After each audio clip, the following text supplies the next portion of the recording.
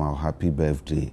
And bakuso ha no eyaseda chairman Nick Danso Abiam our Ghana link ama support 7 can show say anopay aseda nko na wodaw and afi Dr. Ben Asante CEO Edema Ghana Gas wonso amanya ama support 7 can show say oda wase pa ama support kuma jesi say oda wase ene anopay pa afi bakwa wa hanso Elizabeth Ajimai do na fra na bena bankro na ewa woda wo kumasi ohwim na unia ba abena ba yenya no ai no ofie ha na o say oma happy birthday enti ko kumasi a na ya ba no pay michia me amakonta obo asesan so hene na no pay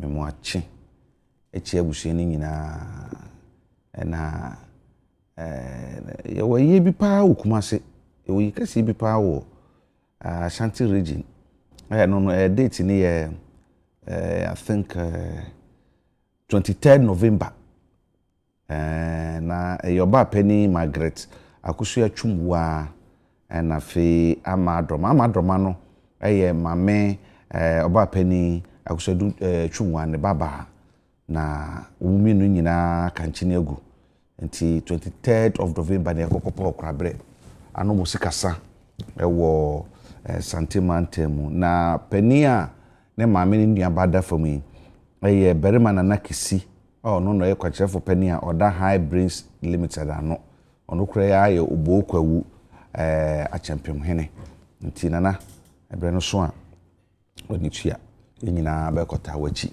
na yaye nma amana efe sanso na latefo nso etwa udwira nti ochina ne ochina chidie ye bolate pintin ye bolate pa nti nana ose animante wo na wo ye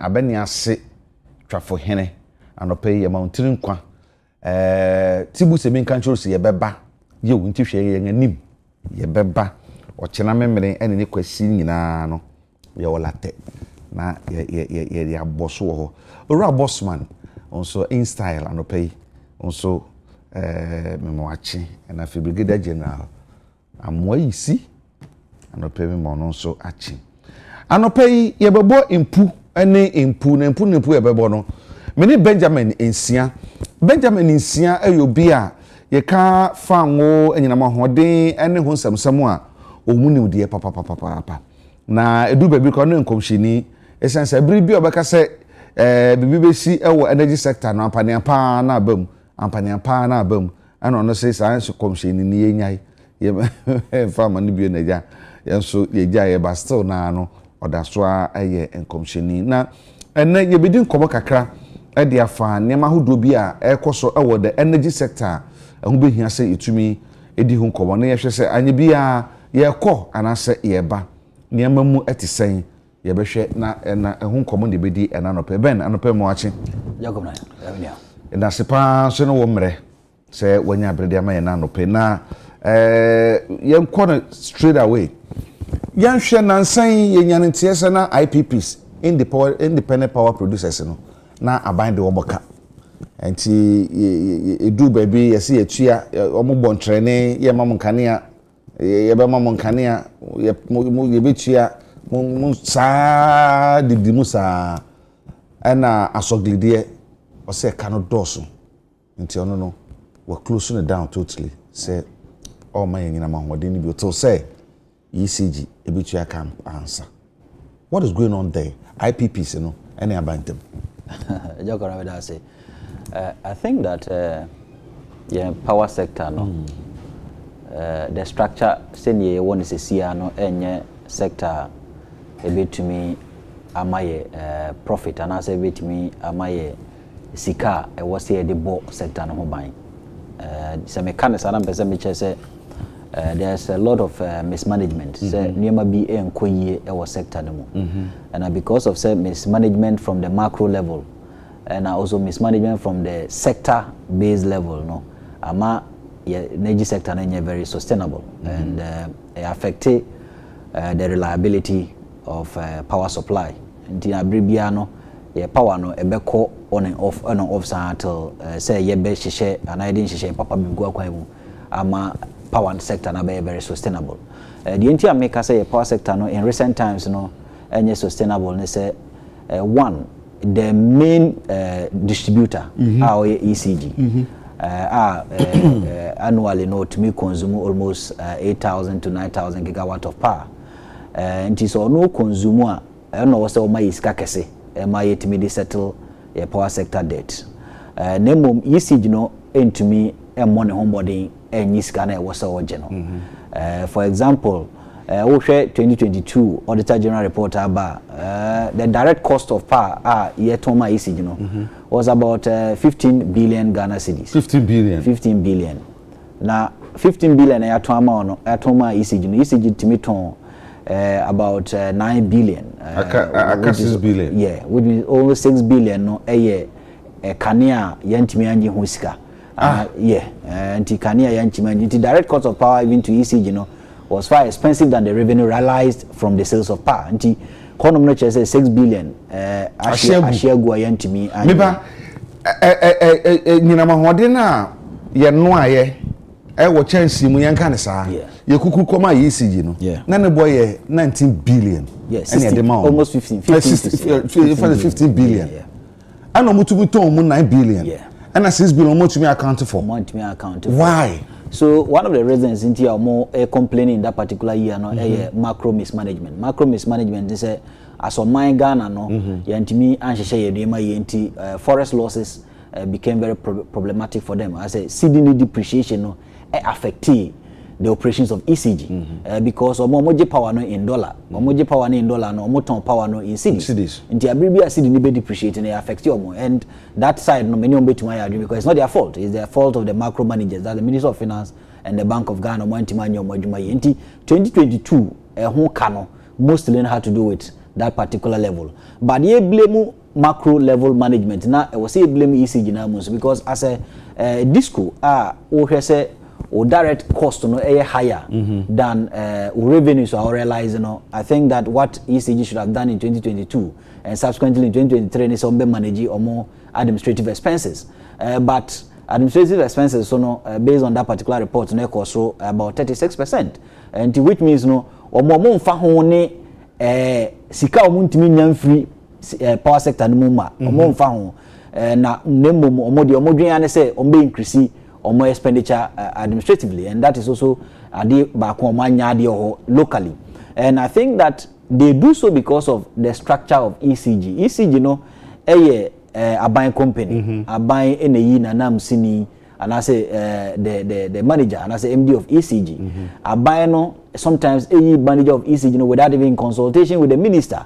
And say a basana, there's that conflict between the minister and the ECG MD. Okay. Because minister need to mean director, no president appoint him. Did that, although constitution say ECG eshe ministry na say, and I say ECG eshe siga I say, but because of say munina president yi munina nintino, president minister no mean director from pana mefa because enyo na oyi me president and appoint me me baho. Nti there were a lot of instances that ECG engaged in certain procurement practices to me, they were very, very bad because already this year and last year alone, ECG system meters made 3 times, right? And all system meters in a kana obo ama or mine. So all system meters, your operational cost on a cost and all system meters no operational cost on a cost. So you are leaving a lot of standard assets. Standard assets just say so one to man you meter na aeka eguho enti o bossa canon so and also you one.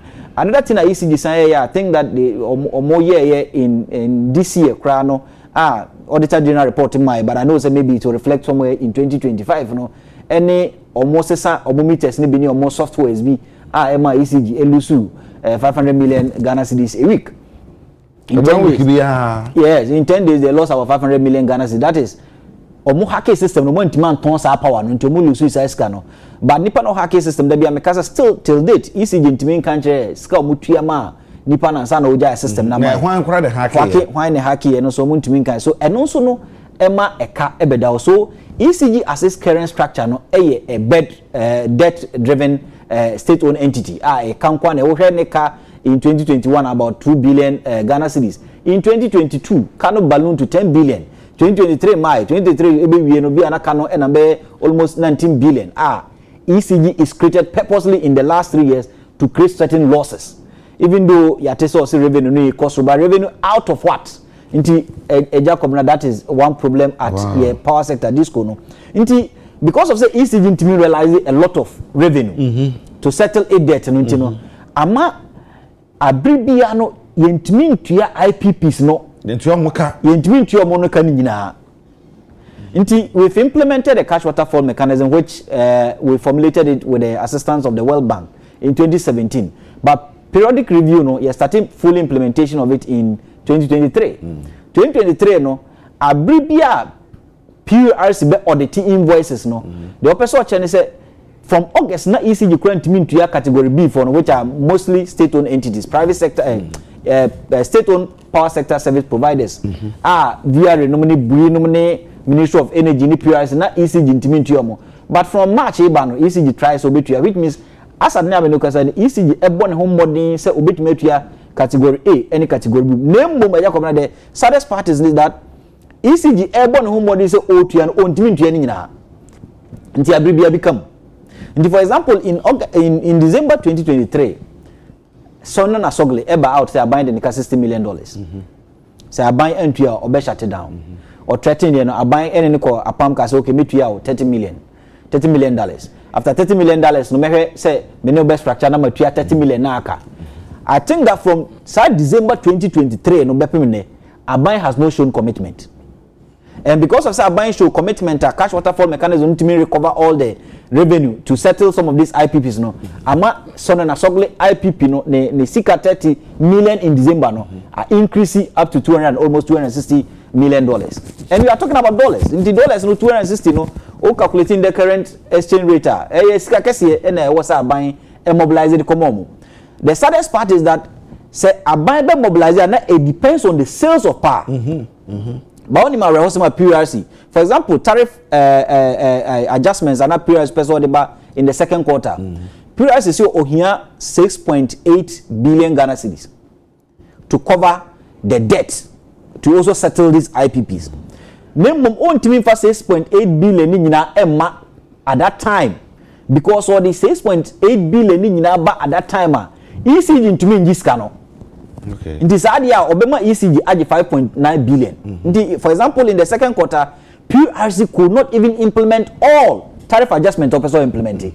And so when to implement which means a kind of subsidy buying any tier. Buying so any scope because cash waterfall mechanism from August of last year 2023 buying making commitment. Minister of Finance make a single commitment on tia kobo no so yekeda ho ne balance also the balance the ECG manye also the balance ne ko tia IPPs no ne category B for no buying entimi tia kobo from that time. So if you left out 1.2 billion in the second quarter, what it means is that abeyeka edahwa was it here. And that is why even in the third quarter, Omasa decides scanner back. But the issue is that udi sikane bano yere ebinum so muntiano will ECG be able to mobilize all this money? No. ECG to be mobilize it because ECG in its current structure no has been put out or creating not to ensure efficiency and effectiveness. What kind of sana purchase when the bet can say the juma ex you or juma de siwono me yen butrubu jobia mobia then ato sini wo ECG system no muntia ama ne tue no yentumi ebutumi ngi omutumi ton no mungi sika na mfa nkotua woma egyina mahodenika Ejakomna the ato sini say it all come back to leadership. Because before 2021, na ECG make some profit. Even in 2022 under Budu, I think Medigaga just they made a loss of about 2 billion. So from 2 billion to 10 billion, it tells you that something wrong happened there. Maybe leadership or wabafu frono and Shedantini maybe or that is one. And two, no, the Eddie Asem Kesiani ba ECG say on to me Keseno, or no one focus as an entity to mobilize revenue. ni focus no esesa because o focus no me focus no say one say what doing say smart meters and as a prepaid meters and be more timanya sika na adenti na o koto prepaid meters first one to papa okay so what dream no o doing say metering and be timanya more nya sika na adenti na o koto no one to papa that is one which means ECG in its own procurement purchase practice no affiliate to get us the best meters that will give us higher retention and as a higher revenue it was say for the industry. Now the second part is the Jacob na ECG no because of so oya buying company no osura buying e cannot do one no based on most of the documents that Energy Commission are published and I must commend Energy Commission they are doing quite well in giving us update information about the energy sector. Energy Commission documents do our idea about out no say ECG sura buying because a buying is the major data to ECG. Aban na di ECG ka pa.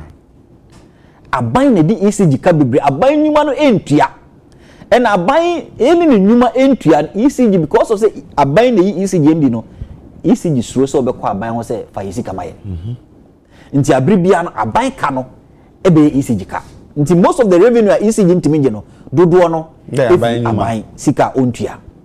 Na se me ka say do bribi ma ekoto ati parliament kura kodu mo nkania kutuka terminal 3 ana say Ghana airport no so mo de kam ko so mo chase so mo ye bibisa on say those companies no kind of even though they are public companies they are also private companies. For example Ghana Airport Company Limited ubekomo no state dia by a private nti anu no isi betima harazo say chale to esca no emayen parliament sometimes they show off na who say oye na djuma nti mayen ko twam na but memfa say Jubilee House edika ontuai yen ko twam ministry of energy edika onko twam yes okrom so modeka yes omodeka onko twam minister of finance edika onko twam so their state institutions are because of say yam more prepaid meters and a military system that's your old one libya postpaid ninti no sa ministries ni entua electricity and a yenkotwam nti because of say yenkotwam no abeye ka ewo yenso wotimamufo no and wo so tia MPRC indicated in the second quarter say sika no kra na yede to so a ECG entimenye because of so ontimenye entimi fa nyina memo be wo say yede to so nti abribia no wa wotua power no una wotua kese ese otopo na santempa yes a santem because periodically yanya new adjustment and on particular say Haptel as one of the retailers and also no ton power na may no ono so percentage oje say ton power na amount this ono so percentage oje which I think they said is around 4%. So 4% na oje a and also it becomes part of the new billing system. Now this is to be Tom and I'm going to come and help to for someone Tom. So ECG and that has been the problem. Say I didn't know ECG intimate say that you more say or more retailing a problem. Why should retailing be a problem for ECG if you have the capacity, human resource need to sell? I didn't know it was a problem. I didn't think it was all the third party because at the end of the day, 4% na equal third party no one. A bit to me, I'm also want to restructure some kinds of infrastructure and as a system here. I didn't know also the mobile, right? But because of say your crew hano abribian ye person be benefited, abribian quite so benefiting into ye beton. Sa retailing no and as a you be create system na sa third party ni benya na 4% na ono benefit bia na main principal no so one benefit obeji every third party no that I don't know but it is possible nti eja kom na because of say ECG ntimi mobilize no enama ne asogli eba no and asogli didn't just come because may sure say later way it came because of the December 2023 agreement on money abanya abe afini afi untia idea mamin cut it off and or cut it offer it is likely going to affect us depending on government approach or deco say government are very proactive aminua ejakono by November we are likely to go into doom so again we are going to do so because one Senate 100 megawatt onyaduma for the second half of 2024 onyaduma Tema plant 2 for the second half of 2024 that is from July to December onyajuma also about 70 megawatt onyajuma your KTPP in November will not work Pong thermal plant, power plant in November, oh nyajuma, or no something you diesel fuel oil, oh nyajuma, and that's about 200 megawatts. Inti Asogle no provide 530 at dependency no and dependent capacity no 530 no so no so nyajuma, which means in November we are going to lose 1,000 megawatts of power. In terms of generation, that is about almost 4,000 gigawatts. In only November. They say you lose 1,000 megawatts of power in November. Abra Neno Energy Commission projection, they say your peak demand is hovering around maybe by second quarter, second half, maybe around 3,700 megawatt. Now say you lose 1,000 out of 4,800, which means you be choco at 3,855 megawatt in November, and that is closer to the 3,700. So it means that in November, no, say I buy anye proactive in there. Na senator nyaduma, na KTPP nyaduma, na Asogle that's what team say nyaduma, right? Na pong nyaduma in November, we are losing 1,000 megawatt, and that means that you could do so because you are not even importing. Government policy in the second half of 2024 is a young importer. It is a no government anye proactive. Ejakomna November you could do so, and people should prepare for it. Yeah. What can I actually imagine? Because I remember said there was a time.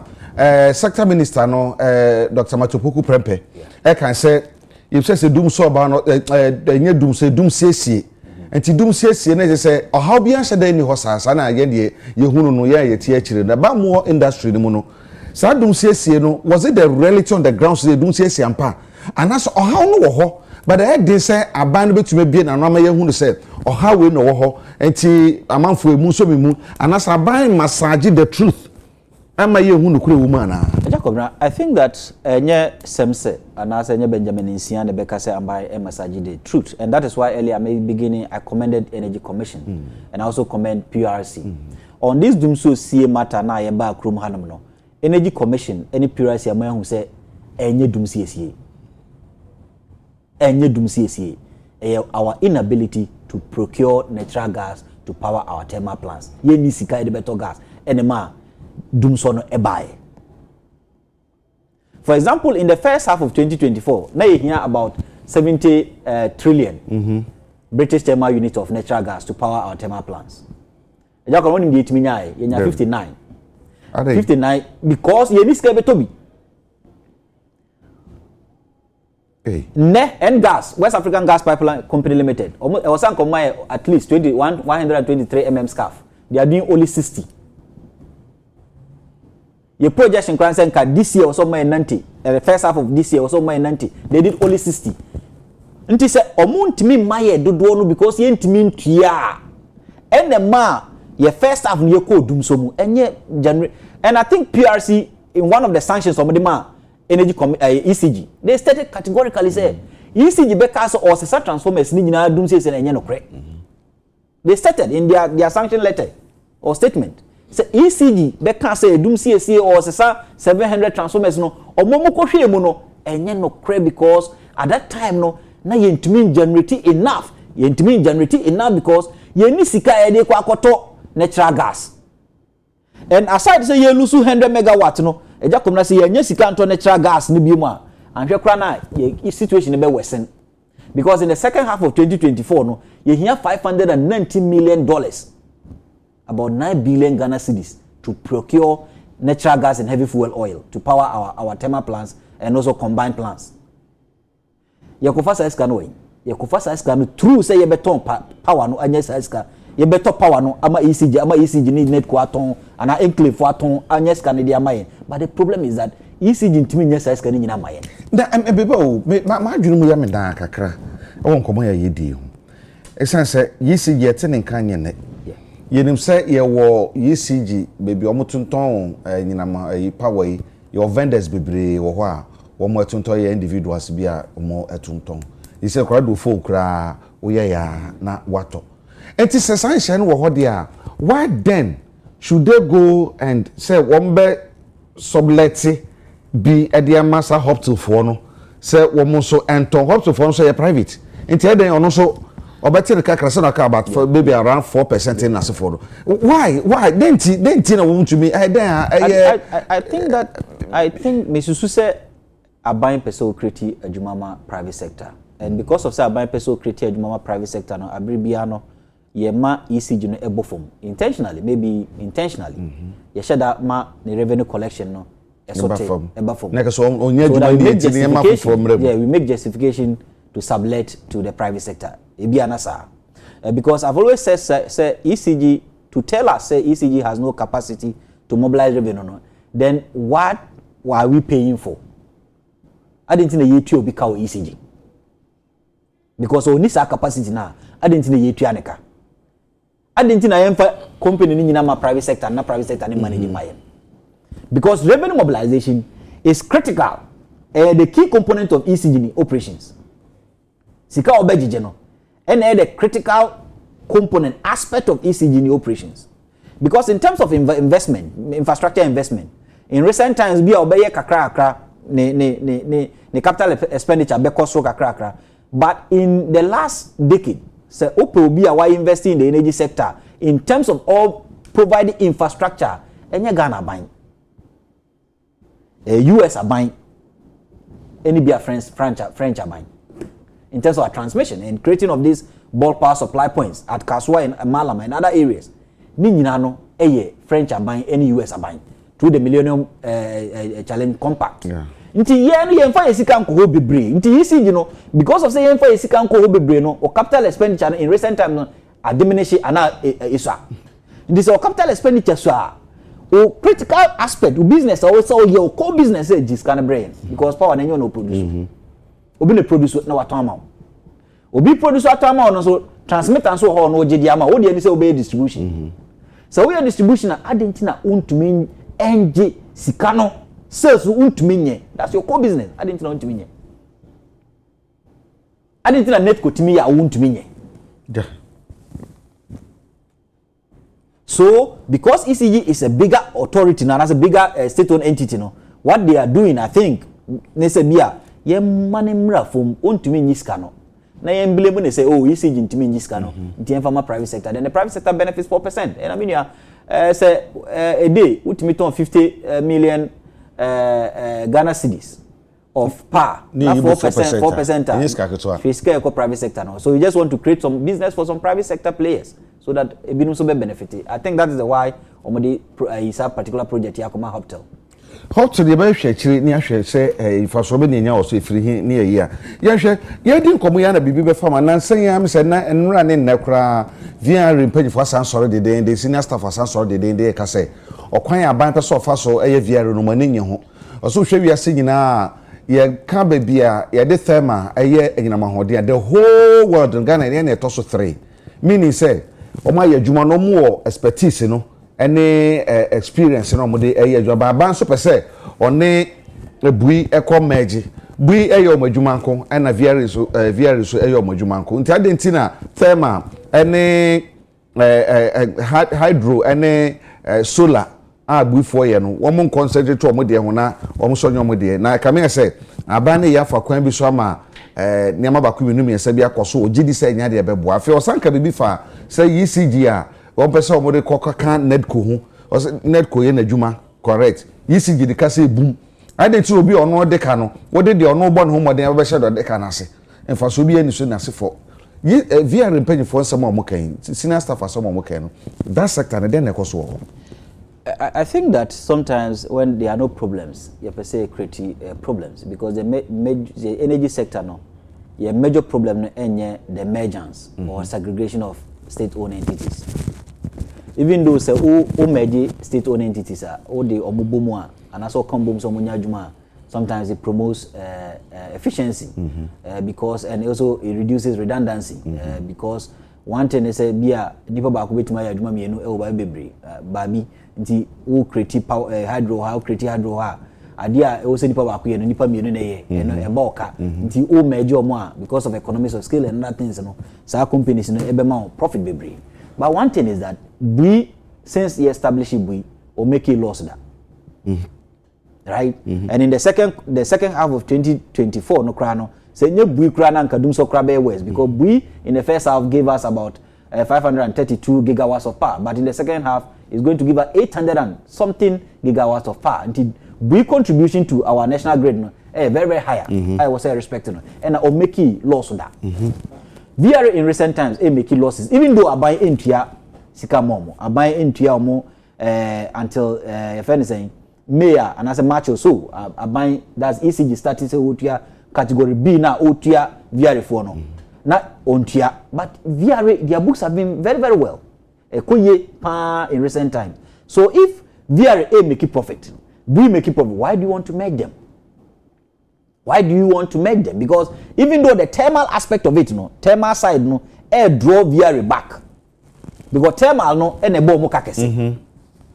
And a thermal, and a bomb kakesi because they have to buy fuel. And a fuel also, I buy on also to. Fuel also, I want to. Inti, send America kind or more thermal plant do boom. November, Juma, and I think Juma because I buy into fuel mom. Inti say, unto fuel the mom, and plan, power or more. Thermal plants in Tema and boom. Why do you want to make them? To resolve what? To solve what? Is that the problem? No. Any problem. They are doing well. The problem is your distribution, especially ECG. Why not focus on restructuring ECG and make it a very profit-oriented entity? Because ECG is the bane of the power sector. Only the major problem of the power sector, even though microeconomic indicators also affect their operations, but the major problem is ECG. So if ECG is the major problem, why do you box ECG and other state-owned entities? Only be a so be a problem for right? And I think that senior staff for but some conspiracy be so because maybe I don't have enough information is that government wants to sell the thermal side to private, a bit more right? Because as of now, government even ensure clear-cut position on the entire also separate hydro from thermal on Shada Mayehuye. And it also comes back to one thing: engagement and consultation and consensus building, right? Because as workers of VRA, they are agitating. Workers of B, they are agitating because the welfare of any the union be establishing any worker union or more paramount interest welfare protection and interest protection. And this omunim say mergers no be lead to retrenchment. Yeah. They'll fight it. Right? And as a government, how well will you even educate or inform Ghanaians and the workers of ECG? Say omo adumano yenye obiadi anase yenye obiadi kwa saying tina yesu say edibo ma beboaye because me for example I believe that even hydro for example they will say if you can merge it, let's merge it, but you the government must have superior position reason why you want to merge it. Because some merge hydro for example you bet redirecting all hydro into the industrial sector. Say hydro in the industry na moma industrial power no any cheaper compared to residential power. Because we need the industry to grow. So, in the bit to me, I'm imagining this na ya directing because we are not abundant the entire VRA to me and realizing the full potential in terms of profitability is because of the thermal side no weakness. Nti yema hydro no nko na ya hwe kwan paso e betima fa thermal no ama thermal no so afa ne tuma pa afra. But thermal no is one problem. The major problem is that abribia no so ultimate supply gas e ma thermal no. Ultimate supply light crude oil, that combined plants, ultimate supply heavy fuel oil, some of the plants they use heavy fuel oil, ultimate supply more. Now what supply more? Now ECG to me this canal almost so many problem. They don't have any problem. So the problem is that your ability to supply natural gas and also your ability to make revenue from power, thermal, no astronomer ECG. These are the main problems. If you're able to solve these two problems, the power sector becomes a sustainable sector. Because plowback profit in bit me they are investing in the power sector to make sure that your transmission and other lines, distribution lines are safe, very reliable lines are so that ECG between Detroit or maintaining transformer be so I don't support until maybe further information and I say information be free as to why they want to merge these two entities. No, I don't support the merger. We need to engage more. and show us, and government must come clear on why they want to merge. In merging, what do they want to solve? Is it because they cannot solve our problems in the energy sector because of, say, VR, ewo, hydro, any thermal? Is it the case? No, I don't think that's the case. The case is that if you're able to supply the natural gas to VRE, they will power, and if they power, they can sell some. The surprising thing is that Jacob your power export. When you say declining, the power your toma amano Adianke almost 1,900 no, ne yenam 800. Oh. In the second half of Kranamsha, you drew 800. That's a swati boom. Because you are not generating. VRA has the capacity to generate, but I see a niske beto gas amano. Na gas na was in. Okay, so gas na ewa was na o ka ho asem no. In October year 9 obeko off. Year 9 or no so supply natural gas the mine. But in October obeko routine maintenance into obeko off. Oni system no more. In September, in August, na Ghana Gas Company Limited off. Now you are cramisati say Ghana Gas Company Limited echo off and no providing gas. In one apart from ENI in September so now one of them also off on soon to provide if anything gas MIN the here say be import gas no by Jacob na oko import uniska or the import uniska or the import say madika to say we need $519 million to import natural gas and other fuels to power plant unisa escano you cannot generate this say nkaya ban proactive you can even negotiate with your off-takers. For example, Burkina needs electricity. For example, Benin needs electricity. I didn't know when you negotiate. Say, okay, your thermal plants no, your machines no siwa, enyajuma, ebin airwin ratching, say, intimudi mama iskano, na yento fuel nungum, na yempa wan fa mamo. Muti musika no ya na fa ya to amamo. That is where a Ministry of Energy must begin to engage. No omunim. Bia no omunim. They are learned guys at Energy Commission are omunim. Say, okay, now that even some of our friends within our West African power pool, no, some of our neighbors need electricity. They need a lot of it. I didn't think I knew monko kasa. Say, ye nemo kasa. Ye thermal plants ni siwa say airwin rache. Yentimi empower because ye ni sika edito fuel. Mo de monto fuel ne maye na yen fa empower na yen to mamo. Na mi bia ye betua de mo betua wo mu no anase de ye beji wo mu no services a ye render mamo. Because even in the petroleum sector it works. Most of the your friends BDCs, omuni tank, omuni storage facilities. Almost all products oil bust. Na bust are service for storing. Se sa na ewo petroleum sector now, power sector no, so we can have certain arrangement with this our off-takers, maybe Burkina or Benin or Togo. Say, ye the machines ni siwa SAO, and machines ni siwa SAO no, ye bo hoka. For example, we had letter son on the buy now. The capacity 560. The capacity 560 no, or my 530. 30 na akane idle. Enyaduma but Ghana tuya. Yes, utuya. Take or pay. Yes, you take or pay. Nti wutua sa 30 na idle na wutua no adentina ne no wonka se bom a enya 200 megawatt esiwo enya dwuma ewesti Burkina here kania. Why don't we go to them? Why don't we go to Benin? Why don't we go to Togo to negotiate terms with them? Let's put the MOU there. Say ye the machines ni siwo SAO SAO yesremo mo ma ye ne mo nkasa na ye mo service charges mo de monto fuel no begum mo to begum a ye be power kania na mamo ye transmission lines be gene de kakra ye box supply points be gene de kakra na ye generator no so agene service charge so that ebe ma abribia ye nya sika kra e de atua for some of this excess capacitor ye tua no ye se ye nya ne sai be mana sai apro na abeye menu ka e na ebe tua ka no so. And the saddest part is I've seen most of their neighbors, you know, for example Burkina Faso has started air building the nuclear power plant. Almost nuclear power plant by 2025. It's like Omewie. Say 2025 Omewie. That's a nuclear power plant. It gives them the necessary energy they need. They may not need hours. We are no here energy biome. This here energy. What it means that the SS no ebedoso. Your SS no ebedoso no. Now your generation no. Sign take or pay agreements no. Now your generation abeye kama minimum ye na ebeko so atua. sa kano whether in dollar equivalent or CD equivalent because abribiano PRC they already say or say SS no and we even put SS in our tariff system. SS na me no me use no ye bele ya ye credit tariff no na yakọ gazette ye tariff ye the SS na ka ho na abeye me no ka so ye mpagifo no na e wo say ebre aso say ye ministry should stop writing reports. Na be ameka ye ministry they are good at writing reports.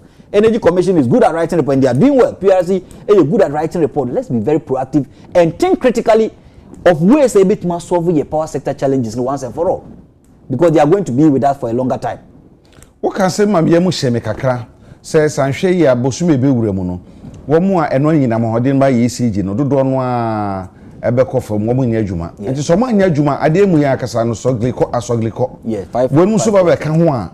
Na je se esotia na etie but yen sheda nya information bien free aban mu a be kire se weni yo hawa wo ho enti ne yen hwe kwan se bia by yekodu sabre na so ha na ba ye be ye hu bibi ana se bi omo ye bibi behind the scenes aye animu ana bia na omo ye bibi behind the scenes but based on evidence no aban always doesn't have a solution because that be your dream say omo ye bibi behind the scene just say eto yen na who say sana omo nyehwe and I presume that we kura me no kind they are not doing anything behind the scene. They don't even have the solution. They are not even thinking of it. Who is going to think of it? Because the Minister of Energy Herbert Crapper or the deputy Abia or the next election or when you have more grounds here campaign. Who is going to sit and think of any measure to solve this particular problem? And some of this problem needs certain short-term measures. For example, if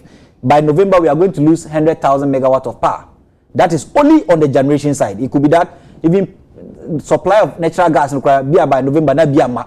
So by November ma, which means you are going to lose more than 1,000 megawatt of power. If you are going to lose 1,000 megawatts of power, which is around 4,000 gigawatts of generation, right? So you could lose sa generation way be where Jacob now.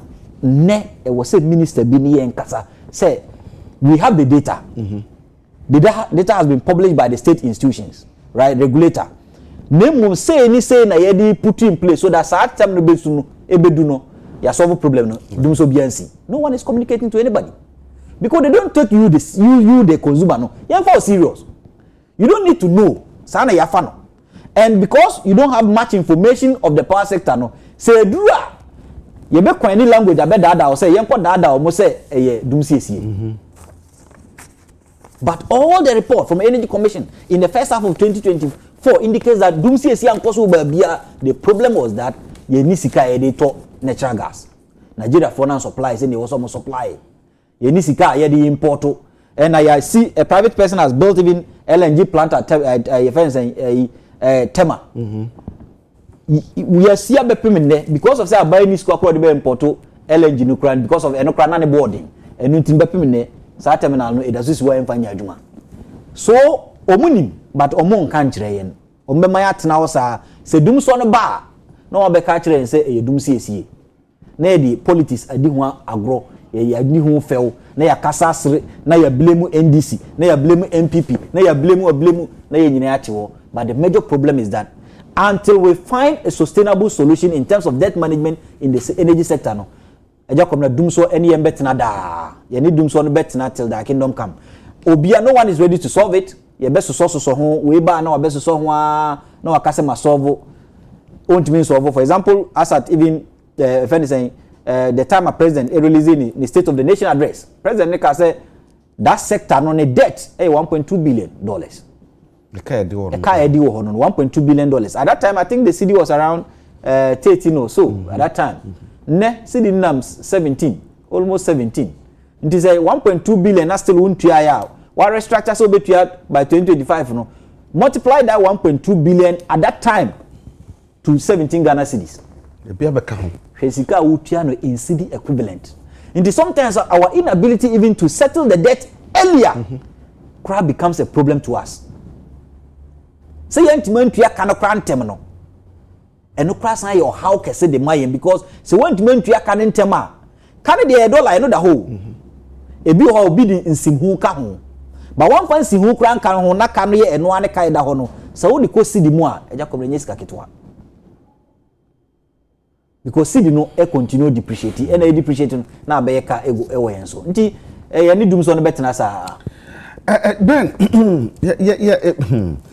the entire me kasa se mu ni se ye bra asoglase mu ba e menya ho kwa ne panifo bi di nkomo na ka me se ye ne nkomodie ni mu no na akwa ese bi a omode ye politics as usual se aden na IPPs ni nyina ho na asogle nko ana wo so no de ne de wo tumu well minimum de ba yen hwe se other IPPs no asogle ko wo hwe se na mesi ko ya ebi nso wo ho a omo be follow the footstep of asogle na.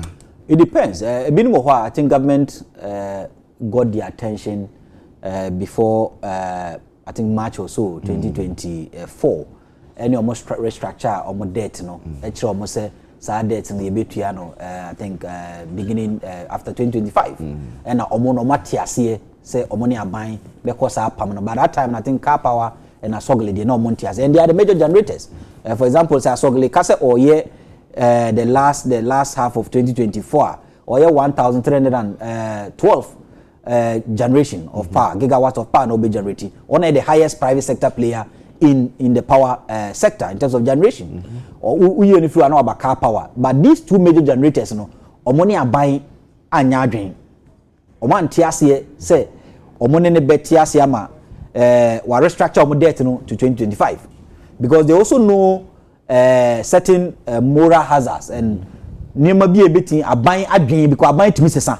And aban sesa aban adwen sesa this a metiase mo said beginning so betua sika no by 2025 actually kwa na sa aban sesa even though even anado aban but Bawumia may also have his own priorities. His Excellency the Vice President and also one priorities and when when 20 omo koye no sa two companies antiase nti omo antiase no mo pese still na aban ti mo some concrete measure aban betumi atua nti se obisa question say ebi betumi aba say ebinum hu say asogle anya ne kakra because of say otu atua and hwe asan companies no so be start to atua because obe hu say kasa aban ete any so obi betu atua that's the only information communication aban tiase say oh threaten to suspend to not to suspend no aban tiase aban pay me aban tiase the aban be tiase and say matum mitumu na se dum so ba aban ba be sreme ode jikakra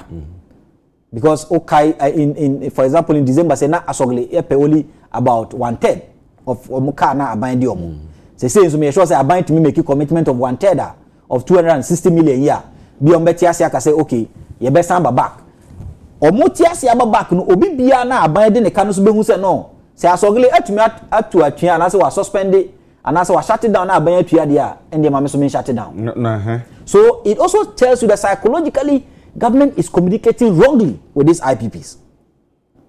Your communication is IPPs wrong, and yet, so your communication is your posture is they should shut down before we pay them, then a lot of them will begin to shut down. Ombetum, and no omutum no so no na ha o abanti. We need a very scientific and pragmatic approach. And that approach must also build trust because I think that Asogle shut down because Omunja bindi bium. Omunja bindi. Oshabu no tumi ni so. On tumi ni so. Nti sa jidie na omunni ema aban no ene mo shut it down. Right? Nti we say enya sa solution na that builds trust for Asogle and other independent power producers no. So mbeji aban adi. No mo tima provide power no generate power no e di amayen. Omanya ne sa dia minua ebe hadwen.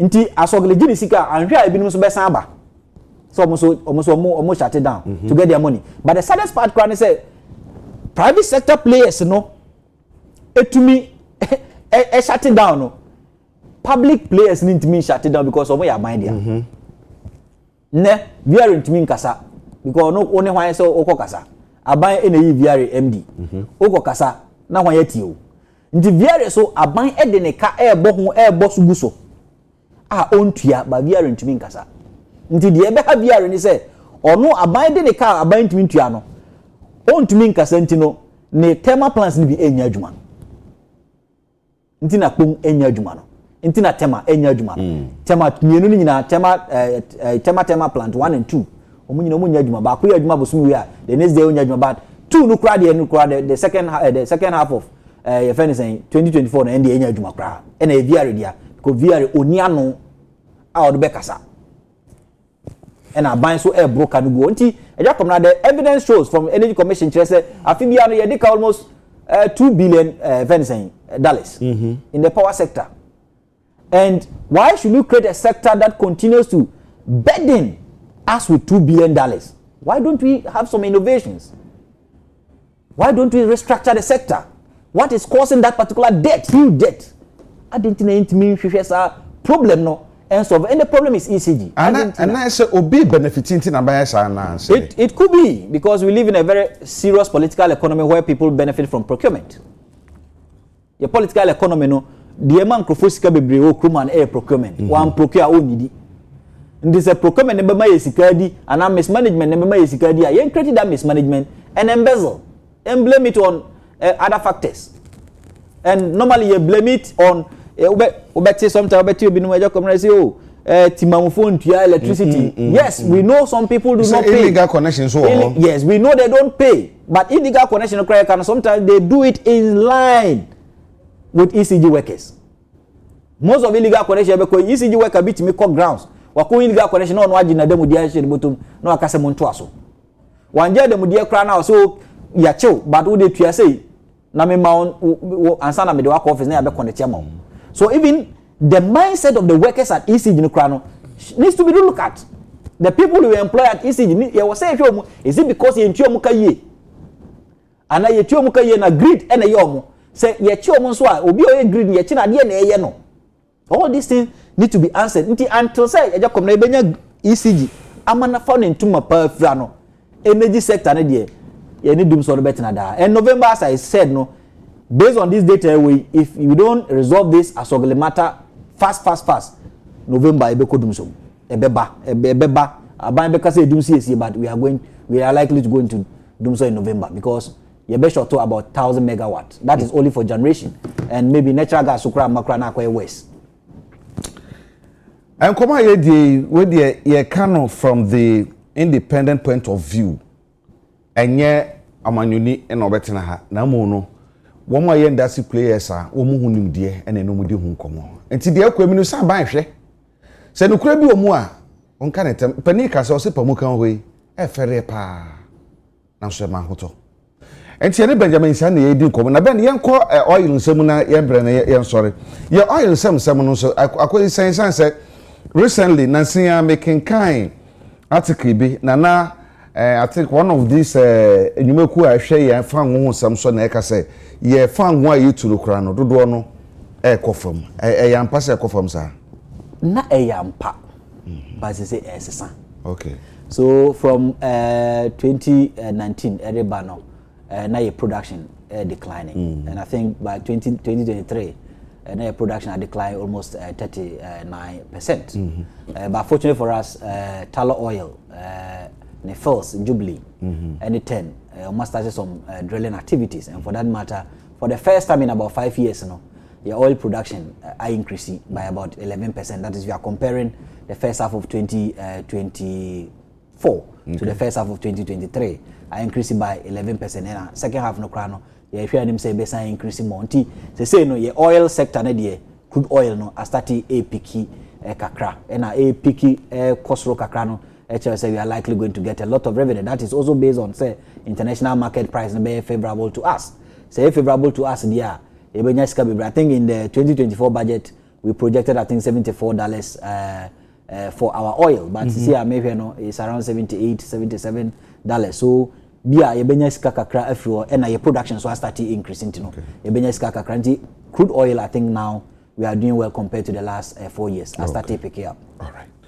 And na waka na ma I ask mo de ntia no na ye de bewie ye beda se pe ben ye ne Benjamin nsia na ebu mpu enne ni nyina fa ye enyina mahode ho nsam ho se de empanifo ka no ye wo bi bibi oha bi no asogli kokko ye no se de okan no asogli ne adwumaku a ye ankorankora de so oga na ha pa a mo generate electricity no adema ECG emaneton ena say ye ma wo ade 15 billion Ghana cedis na so to mu 9 billion na na say oboka 6 billion about 1/3 of ade na woton no e na boka ayeka I mean aburu 1/3 krampo e na ayeka nti ba ne se man ko ba sa na yisi jadwuma efo na nkasa na tumi nya adwuma no nti e dane ade masa hotel for na wo mo so ton je wo percentage wo mu na na ayo obi na hye kire na onya na interest nti e na oyesa ne me yanya wo nyina de ma bi ye se mene wo nyina ye bisa ho sab ne ba kire ye bisa se dwuma kuo na esa hotel for na nkasa na ho ampo dia ifo na hye kire ye hunu so sana ebeboa ma ye hunu se eye ade oman no eye value for money a ye nya so mfaso enye se bia said me borrow former Supreme Court judge Adekye or see create root and share no bia na esanse me no nyina ni tuaka na top power britie bi na hwem na nyina akọ o so mo increase de but ano hye bi no bi se bia me nkwa na me de menim bia na wo de enye sa nti ye bekoso di nkomo ye akopem se ye benya mpanifo wa ban mu na ye no ma campaign pii ye yese ye no mo kasa wo mo twetwetwe wo ho kakra na so man kan ani ye benya independent fo ya no be kasa na ye hu se ne masi ko nti se ko ba se bia no kure mu no bibi ati sa se pia bonti o kine bia na che se eno ano no na ye dam na che se ye ma mo hu se de si e ko nti ye de besia na ya da obi bia o hwe ye ase na anopai na ya ka se adomdom ye ne a ye besan aba mu chen bi once again mamifa happy birthday kese pa Emma Owura Martin Osekweku Brobe ono no ye kwachefo pani oda Lexter Ghana Limited ano ono na yaz niama ni nyina no ene dia nti Owura Martin Osei Brobe anopa bia wo bia no de ma otrin kwa oka East Legon executive for no nti wo de mamema ye wura no ne bompanifo ne wo mo East Legon Executive Fitness Club mu nyina se wo mo ma wo ntrin kwa ene ntrin kwa pa wochina minia baby ne babema ye na yie ewo enkran heya eye mother na mother san ne friend but edi e de friend pa ye eye Modest Kitchen na ne babema a wanye mfie aduasa mienu 32 years pe ne din eye Danso Ofori na dodo friend Danji na abranti wei woko abranti okoya ya ti mimi da be opposite Presby Church ewo ofanko na ebeye na yintin we de ye to nsafro bibia se womra na womeboasan so na my servant so wisdom so ono so papa ebeja no kwan weekend ewo ho enti eno so ye bekokọ ne yakokọ boa enti ye de besia na ye da sedama boafo ebo ye nyina na won so ahwe mada wase wa utie so mada wase mo a mo betumi aboaye magana fo ya tinse bia senso de esre mo a mo nya ne yenti asese se pamuka hoi e fere ma hotom ne kasem bi ansa de ye beko IMF bra na ye ho ekere hip ye call covid mu no na se de finance ministry e massage no kore no wo mo nka no kore nkire ye nko no be use word be say swallow your pride na ka no kore no ne hu se ahokire wo mu nie ya anye no ene aye kwa IMF a ye hu de ye hu energy die bibi wo ho a mon ka no kranche Ghana for say this is the situation eno be boa ese ko ba se bi o ha bi popie o kene bi a mo de kan boye kokwansa enye tietia o ma ne ye nyina ye dia enye ku bi anankro bi dia me de ja kwabra ye hu ade adoma o kena critical issue ye be se disa komi ne de komo fufu bebre afa ho akra mo nyina